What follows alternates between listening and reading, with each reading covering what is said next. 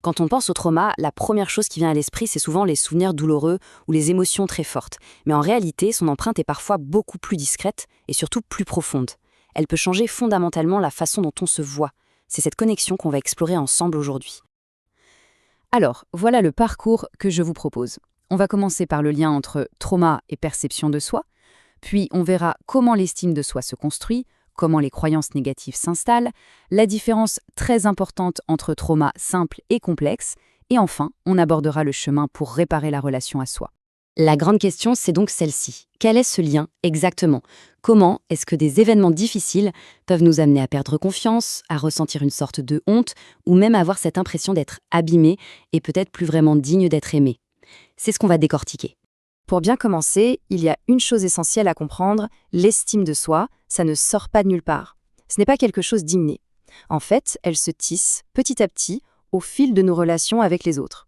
Une estime de soi solide, eh bien, ça repose sur des fondations.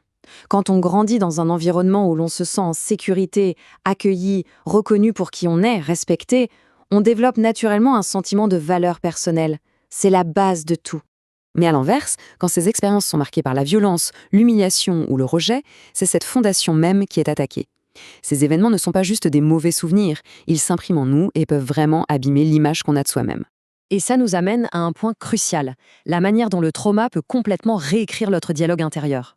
Après une expérience difficile, on peut en venir à penser que non seulement le monde est dangereux, mais que le problème, il vient de nous. C'est une pensée qui peut s'installer, parfois de façon très discrète. L'idée que le défaut, il est en soi. C'est une croyance vraiment dévastatrice, qui peut finir par être ressentie comme une vérité absolue. Une autre croyance très commune s'attaque directement à notre valeur. C'est cette petite voix qui murmure qu'on ne mérite pas vraiment le bonheur, ni le respect, ni même la sécurité. La culpabilité, c'est aussi un sentiment qui s'intériorise très souvent. La personne peut se sentir responsable de ce qui lui est arrivé et porter un fardeau qui en réalité ne lui appartient pas du tout. Et puis, le trauma peut aussi créer une profonde méfiance envers soi-même. On ne fait plus confiance à ses propres émotions, à ses propres réactions. C'est une double peine. On se méfie du monde et de soi. Et là, c'est très important de comprendre que ce ne sont pas juste des idées en l'air. Ce sont de véritables croyances fondamentales. Pourquoi? Parce qu'elles sont cimentées par des émotions très fortes et répétées. C'est ce qui les rend si puissantes. Et bien sûr, leur impact est partout.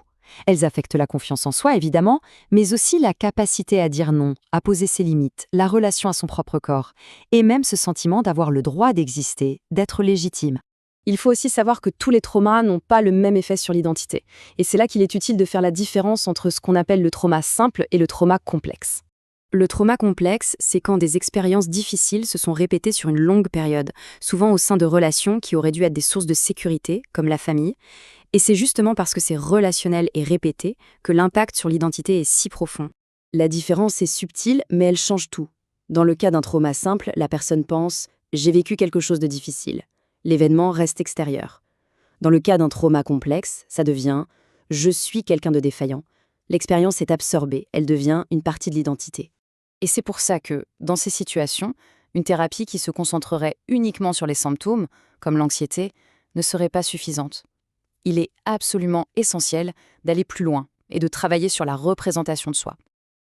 Alors, comment on s'en sort? Eh bien, il faut savoir que restaurer son estime de soi après un trauma, ça ne se fait pas en se répétant des phrases positives devant le miroir. Ce n'est pas une question de simple volonté. Le chemin est en réalité beaucoup plus profond, beaucoup plus subtil.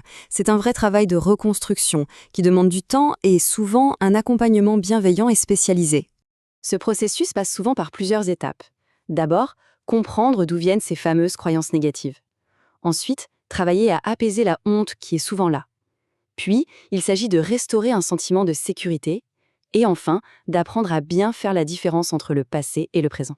Le but de tout ça, c'est de permettre à la personne de se voir de manière plus juste, plus nuancée, plus stable, qu'elle ne se définisse plus uniquement par ce qui lui est arrivé. En conclusion, on voit bien que l'impact d'un trauma, ça va bien au-delà des souvenirs. Ça peut vraiment toucher le cœur de notre sentiment d'exister, de notre valeur et de notre sécurité intérieure. Le simple fait de comprendre ce lien, ça change tout.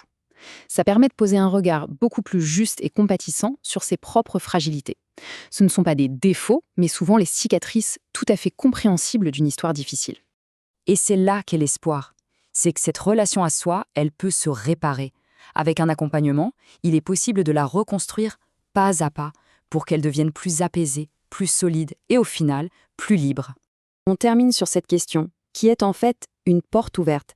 C'est une invitation à réfléchir à ce chemin que chacun peut entreprendre pour se retrouver, se reconstruire et finalement se réapproprier sa propre histoire.